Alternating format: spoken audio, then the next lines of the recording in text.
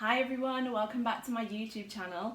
Today I want to talk about 5 reasons why dancers are disconnected from their bodies and what we can do to increase the connection to our bodies and why that's going to be really helpful. In fact, let me start with that one first.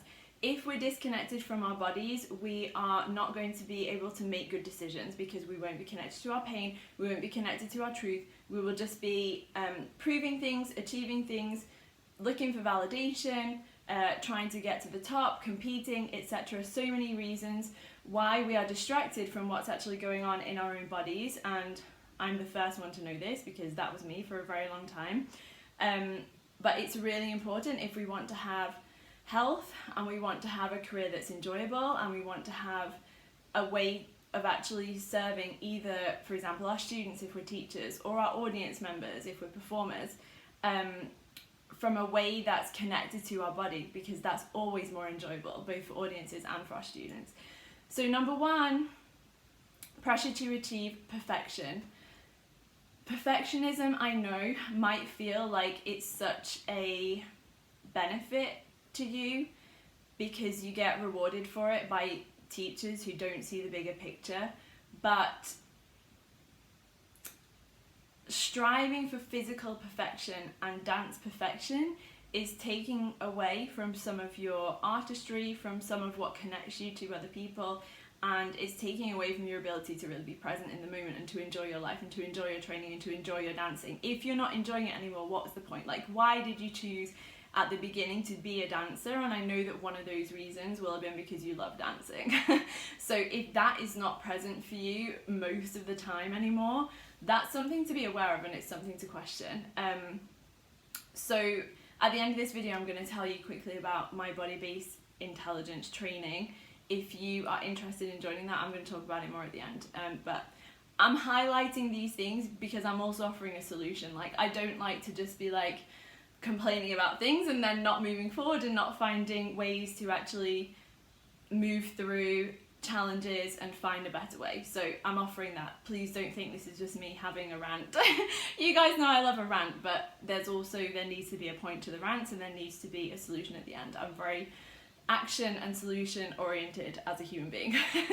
So second thing, trauma. Dancers, as with all humans, may experience trauma. Trauma lives in the body. We know that now. It's not just psychological thoughts, it's also the body's reaction to things.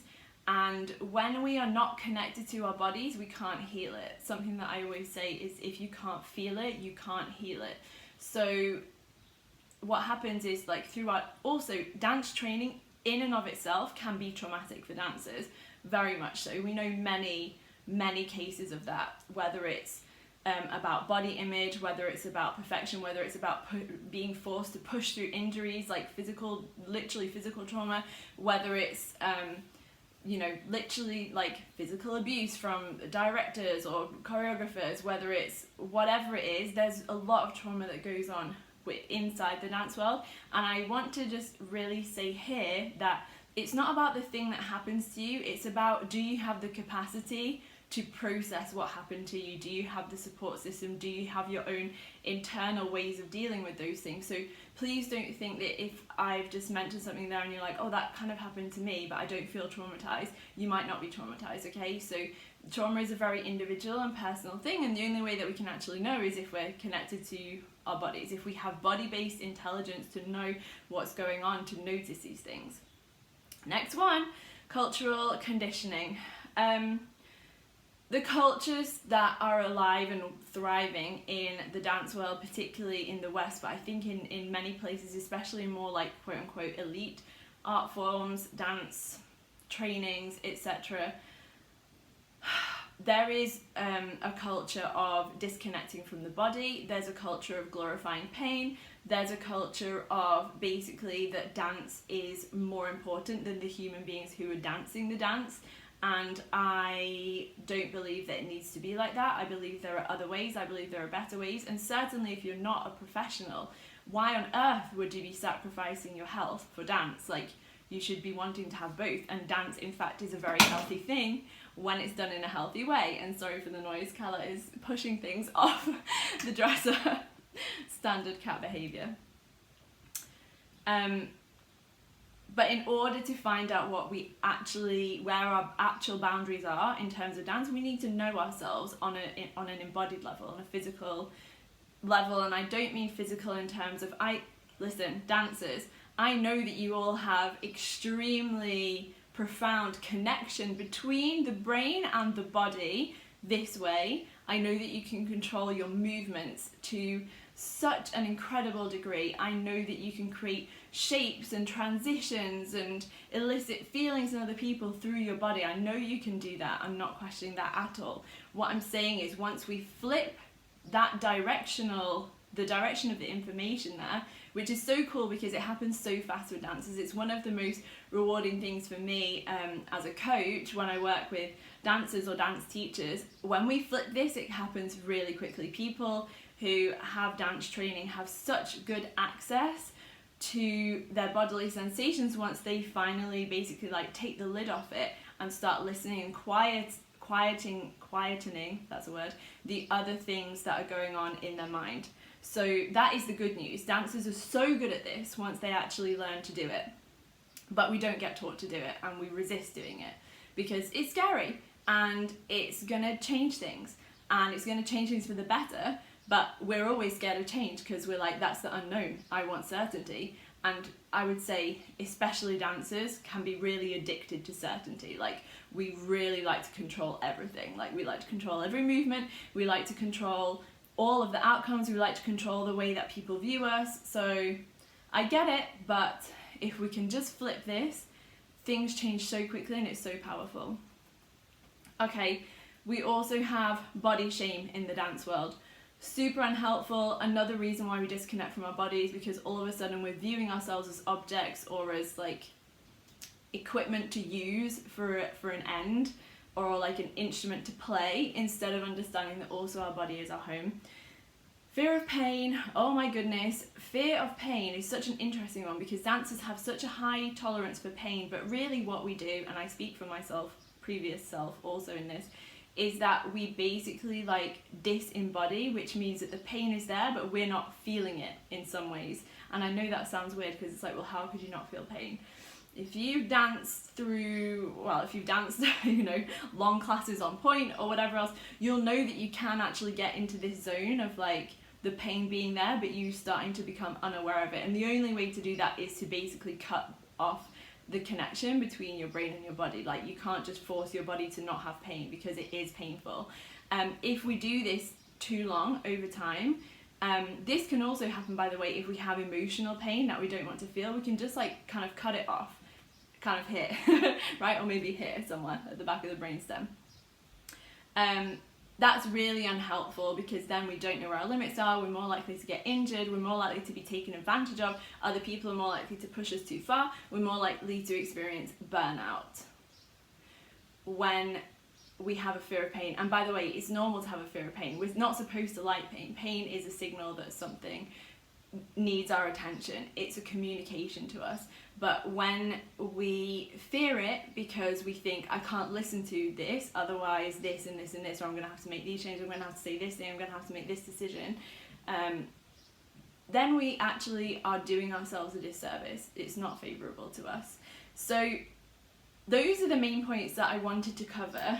And like I said, dancers are really at an advantage when it comes to learning body-based intelligence because we have this amazing connection to our bodies, but we actually need to, like I said, flip the direction of the information. We need to know how to tap into it. We need to know how to allow it. We need to know how to deal with the signals once they start arriving. And we need to understand ourselves from, in my opinion, an evolutionary perspective. If we don't understand how and why our bodies came to be the way they are, how are we supposed to properly manage them? How are we supposed to make the best decisions for ourselves if we don't have what I kind of sometimes jokingly call the user's manual? Like, evolution gives us part of the user's manual for a human being. And then also an anthropological view. So when you start to understand that the way that you have done things in the dance world, or the way that you have been trained, is not the only way. It's not the only way that works. If we kind of broaden out and we look at other things, it's so hard, because when we live in like one reality, which we do, and we've had the experiences that we've had, it's so easy to be like kind of blinkered to other options and other ways of doing things. So I think those two things are really powerful. And then of course, practical tools, how to actually get into your body, how to actually connect with these things, how to also emotionally regulate so that you can be braver in your decisions, so that you can stand up for yourself, or so that you can make more courageous leaps in your career or in your teaching or whatever it is. There's a whole other things I could say about teachers, but teachers, whether you realize it or not, your students are picking up on what's going on in your body, even if you're disconnected from it.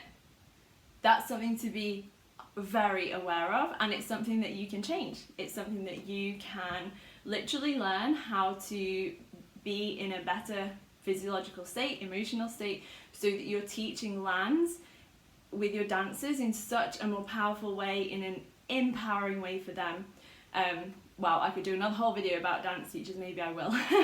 But what I wanted to say at the end of this video is that I'm going to be running a body-based intelligence training. It's a 2-hour training. We're going to be going through some of these things that I talked about, like an evolutionary perspective, so that you start to have a user's manual for your actual body. And I don't mean a user's manual in terms of like your body acting like a car and you just driving it. That's what you're already doing. No, I mean like fully understanding why it's here, how it's made, and I don't mean anatomy either, because I know you guys already know that. But this evolutionary perspective of like why it is how it is, and how we can understand ourselves better, and not our brain telling our body that our body's wrong, or it's not good enough, or it can't do this yet and that's really bad, whatever. Actually coming to a place where we can collaborate with our body, and we can come to a place of understanding and mutual benefit between what we're saying here and what's going on in here.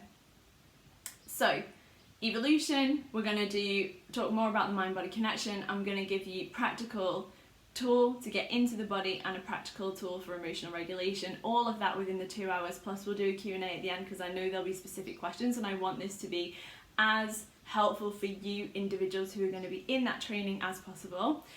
Also, if you want to join that training, you are going to have access to my upcoming ebook, which I haven't talked about yet, so surprise!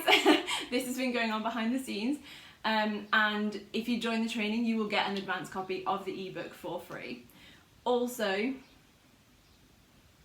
there's still a discount available if you sign up with the link in the bio. So I'm going to put that there now, and I hope to see you on the 27th of May, which is a Saturday. If you can't attend, you will get the recording, of course.